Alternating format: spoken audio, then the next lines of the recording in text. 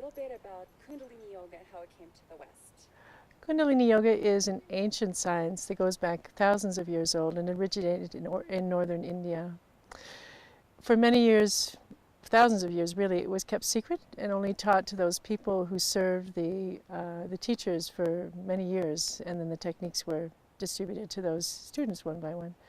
But Yogi Bhajan studied Kundalini Yoga in India, and he brought it to North America in 1968. In fact, he arrived in Toronto when he first came and started to teach Kundalini Yoga in Toronto. And since then, we now have Kundalini Yoga teacher trainings all over the world, and teachers in pretty much every country and many of the major cities all over the world. And so I facilitate the teacher trainings in Toronto and Canmore, Alberta, and soon to be joining the group in Nelson in British Columbia.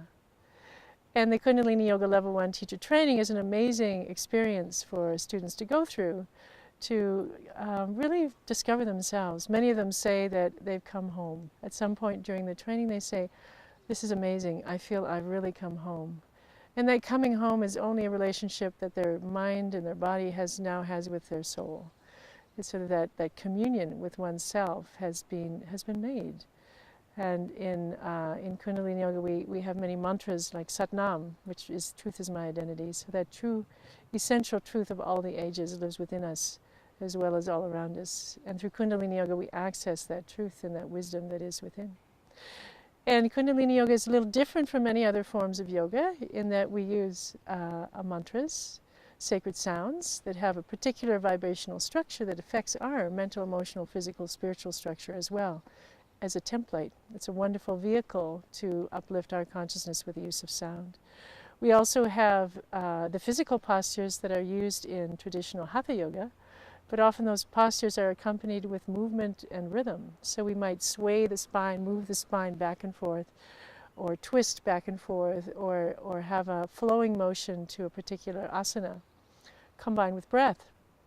So we focus also in Kundalini Yoga a lot on breathing techniques or pranayams, which are ways to increase the vital energy of the body and to direct the flow of that energy to various parts that may be ailing, and to energize our chakras, our psycho, emotional, physical centers of the body with a breath.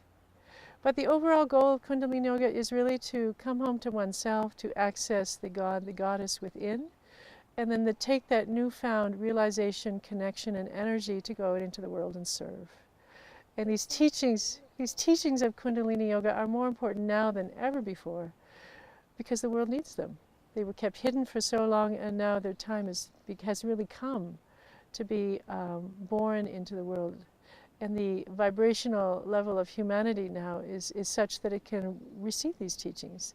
There's been such a growth in yoga worldwide in the last 10, 20, 30 years that I think the world is now ready for the depth and the brilliance, the majesty of Kundalini Yoga.